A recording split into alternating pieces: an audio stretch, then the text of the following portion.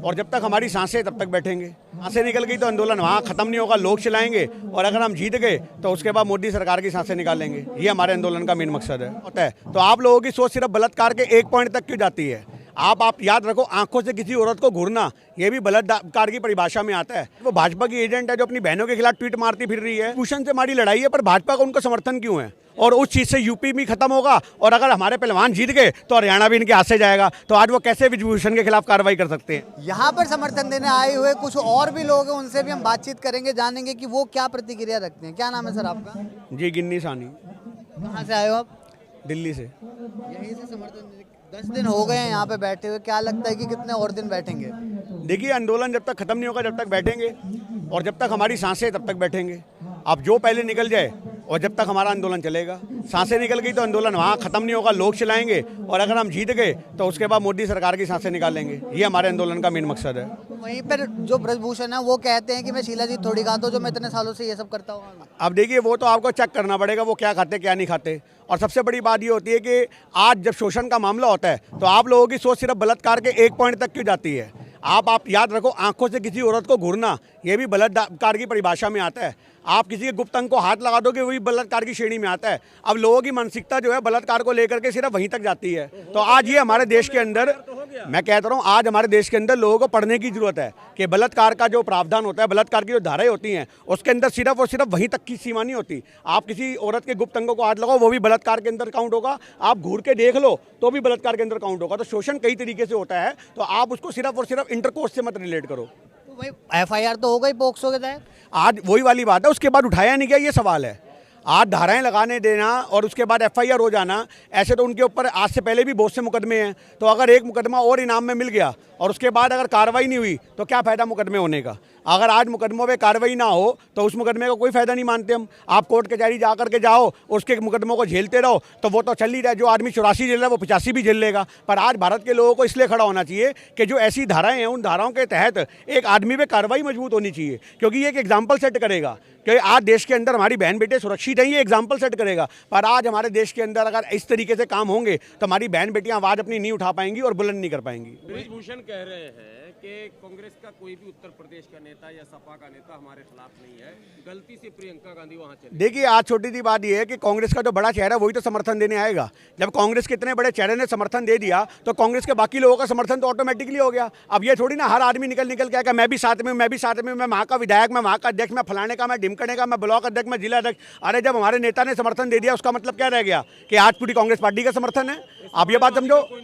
देखिए, समाजवादी के बहुत सारे नेता इसलिए नहीं आए क्योंकि वो वहीं पे रहते हैं, उनको पता दबंगा ही आदमी है। आप समझो इस बात को कि अगर आज जंगल में रहना तो शेर से पंगा कैसे ले लेंगे। तो आज सबसे बड़ी बात यह कि समाजवादी के बहुत से लीडरों के मन में खौफ हो सकता है, डर हो सकता है, या आज इनडायरेक्टली उनके मन में उनके लिए समर्थन हो सकता है, प्यार हो सकता है, मोहब्बत हो सकती है। तो आप ये कैसे कह सकते हो कि समाजवादी के जो लोग हैं वो इनके समर्थन में है या नहीं है? यह हर आदमी की अपनी एक मंशा है।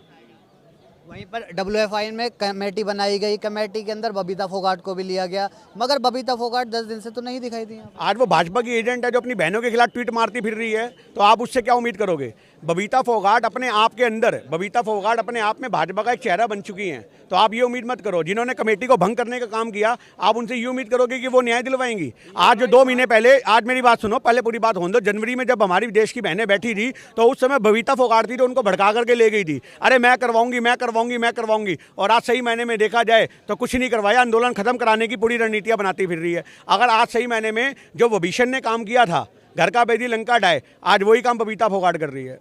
अभी भाजपा को निशाना साध रहे हो, भाजपा के ऊपर, क्या लड़ाई है किससे? ये भाजपा से या ब्रजभूषण से? ब्रिजभूषण से हमारी लड़ाई है, पर भाजपा का उनका समर्थन क्यों है? आज अगर एक पार्टी के अध्यक्ष होने के नाते JP नड्डा उनसे इस्तीफा नहीं ले पा रहे, मांग नहीं पा रहे, तो इनडायरेक्टली पूरे भाजपा का उनको समर्थन हो गया ना। आप अगर आप चुप रह के, कुछ समर्थन होते हैं जो मुंह खोल के दिए जाते हैं, कुछ समर्थन होते चुप्पी साध के दिए जाते हैं। तो आज पूरे भाजपा को सांप सूंघ गया इस मुद्दे पर। आप समझो इस बात को, ना तो पक्ष में आ रही है ना विपक्ष में आ रही है। तो ये इनडायरेक्टली साइलेंट समर्थन है कि हम कुछ नहीं करेंगे। आप समझो। और उन्होंने भी इतनी बड़ी बात बोल दी, प्रधानमंत्री मेरा इस्तीफा ले लेंगे। प्रधानमंत्री के भाई यही काम रह गया क्या? देश विदेश के मुद्दे छोड़ करके सांसदों के इस्तीफे लेता? तो ये कह रहे हैं ना, अगर एक भी मुद्दा आरोप मेरे ऊपर सिद्ध हो गया तो मैं तो एकदम। आज एक बात याद रखो, जो आदमी सत्ता में बैठा होता है उसके ऊपर आप कभी भी आज किसी भी तरह के मुकदमे लगा लो, आप उसकी जांच कभी भी निष्पक्ष नहीं कर सकते। आपको उसे गद्दी से उतारना पड़ेगा, तब निष्पक्ष जांच होगी। आज कोई भी आदमी सत्ता पे बैठा हुआ है, आज एक बात को याद रखो, अगर किसी कुंडली पे सांप मार के बैठा हुआ है और उस सांप के नीचे खजाना है, जब तक सांप को नहीं डालोगे खजाना नहीं पा सकते। पुरानी फिल्में देखी है ना। आज याद रखो, जब तक सांप उस पर बैठा हुआ है, आप खजाने के कहीं से कहीं तक 1 रुपया नहीं उठा सकते। अगर शिवलिंग पे कुंडली मार के सांप बैठा है और शिवलिंग से भी आप कोई सोने का हीरा उठाना चाह रहे हो, तो पहले आपको सांप को उतारना पड़ेगा, तो आप सोने का हीरा उठा पाओगे, वरना सांप ऐसे डंक मारेगा फुंकार से उड़ जाओगे। तो आज की डेट में यही वाली बात है कि जो आदमी इतना दबंग है, उसके खिलाफ कोई भी पुलिस वाला अगर सोचेगा कि मैं अरेस्ट करने जाऊं, तो उसके अरेस्ट होने से पहले तबादला हो जाएगा। वहीं पर आज राकेश टिकैत भी आए थे, उन्होंने बोला हमारे पास कोई मारने काटने वाली चीज़ें नहीं है, हमारा तो 41 दिन का क्रैश कोर्स होता है। किसके ऊपर मारने काटने वाली बात नहीं है। मतलब जैसे एलोपैथी का नहीं, वो गांव के जो घरेलू नुस्खे होते हैं उसके ऊपर बोले। देखिए, उनके क्या जवाब थे, सवाल थे, मैं तो वो समझ ही नहीं पाया था, मैं उस बारे में क्या कहूँ। मैं आपके सवाल को ही नहीं समझ पाया। तो राकेश टिकैत जो भी बोल राकेश टिकैत ने आज बयान दिया कि हम तो 41 दिन का एक क्रैश कोर्स करते हैं, एलोपैथी का जैसे चलता है घरेलू इलाज, वो 41 दिन तक चलता है। देखिए, मैं उनके बयान से सहमत नहीं हूँ। हमारा आंदोलन शांतिपूर्वक है, यहाँ पे हाथापाई का मार काट का कोई यहाँ प्रावधान नहीं है। हमारे देश की बहन बेटियाँ पहलवान जो हैं अखाड़े में जाकर के खूब पटकनियाँ मारती हैं, पर यहाँ वो अपने आंसुओं से न्याय मांगने की उम्मीद कर रही हैं। तो किसी भी नेता हो, कितना भी बड़ा हो, उसकी व्यक्तिगत विचारधारा हो रखती है, पर किसी भी किसान संगठन का आप मानो कि ये बयान होगा तो हम इस चीज़ को नहीं मांगते। किसी भी बयान के अंदर अगर हिंसा दिखे, किसी भी बयान के अंदर अगर नफरत दिखे, किसी भी बयान के अंदर अगर देश के अंदर, मेरी बात सुन लो, देश के अंदर भाईचारा खराब हो, तो ऐसे बयानों से मैं सहमत इंडिविजुअल लेवल पर नहीं हो सकता। हिंसक नहीं बोला उन्होंने, सिर्फ एक निशाना सा ही साधा है सरकार की तरफ कि आगे चल के क्या होगा। आपको उनसे पूछना चाहिए था कि आपका इसके पीछे क्या मंशा है। ये राकेश टिकैत आपको बेहतर समझा पाते, मैं नहीं समझा पाऊंगा इस बारे में। कब तक चलेगा धरना ये? जब तक हमारी सांसें हैं, जब तक पहलवान हमारे देश की न्याय पाके नहीं जाती, तब तक ये आंदोलन चलेगा। और हमें बहुत जल्दी उम्मीद है कि सरकार को इसके पीछे हटना पड़ेगा और स्टैंड लेना पड़ेगा। आज नहीं तो कल सरकार झुकेगी। आप याद रखना, किसानों ने भी झुकाया था, पहलवान भी झुकाएंगे। वो अलग बात है कि सरकार अपनी उम्मीदों जो हमें दिखाई किसानों को, उस पर खड़ी नहीं उतरी।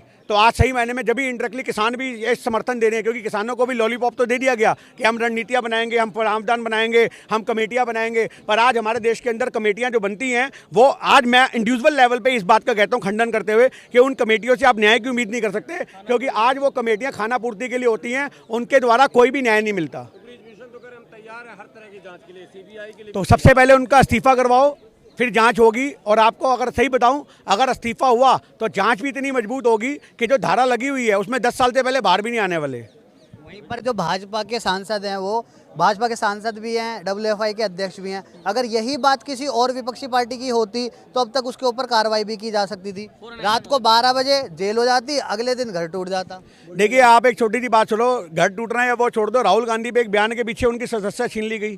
आज बृजभूषण अगर जेल जाता है तो इनडायरेक्टली उसकी भी संसदीय सदस्यता खत्म होगी। आप याद रखना इस बात को। और संसदीय सदस्यता खत्म होने का मतलब है कि भाजपा का चेहरा पूरे हिंदुस्तान में लोगों के सामने उजागर होगा, और उस चीज़ से यूपी भी खत्म होगा। और अगर हमारे पहलवान जीत गए तो हरियाणा भी इनके हाथ से जाएगा। तो आज वो कैसे बृजभूषण के खिलाफ कार्रवाई कर सकते हैं? ये इनके लिए मजबूरी का सौदा बन चुका है कि ना तो बोलेंगे, ना उगलेंगे, ना चुप रह सकेंगे। ये वाली बात है। देखिए, ये मुद्दे चुनाव के नहीं हैं, ये मुद्दे न्याय के हैं। हर मुद्दे को चुनाव से जोड़ के देखना, ये आज हमारे देश के अंदर नेशनल मीडिया काम कर रही है, और हम आपसे उम्मीद करेंगे ऐसा मत करो। हमारी बहन बेटियों के मुद्दों को किसी भी तरीके से चुनाव से जोड़ के नहीं देखा जाना चाहिए। हमारी बहन बेटियों को न्याय मिले, हम इसलिए यहाँ पे आए हैं। हम किसी राजनीतिक पार्टी को, बेशक मैं कांग्रेस से समर्थन करता हूँ, मैं कांग्रेस का बंदा हूँ, पर आज हमारा एक व्यक्तंगी है कि जो नेता अच्छा करेगा जनता उसको सपोर्ट करेगी, चाहे वो भाजपा को, वो समाजवादी को, वो आम आदमी को, भले कांग्रेस का हो। आज जनता इतनी बेवकूफ़ नहीं है कि वो आंख मूंद के इलेक्शनों में वोट देगी। जनता को जो पसंद आएगा वो उसको देगी, ये जनता की राय है। हमसे बात करने के लिए। तो अभी जैसे कि आपने देखा सुना, यहाँ की जनता की जो राय थी, जो यहाँ पर समर्थन देने के लिए आए हुए कुछ लोग हैं, उनसे हम लगातार बात कर रहे हैं। और भी कुछ लोग होंगे, उनसे भी हम बात करेंगे, जानेंगे कि वो किस तरीके से ये पहलवानों का धरना देखते हैं।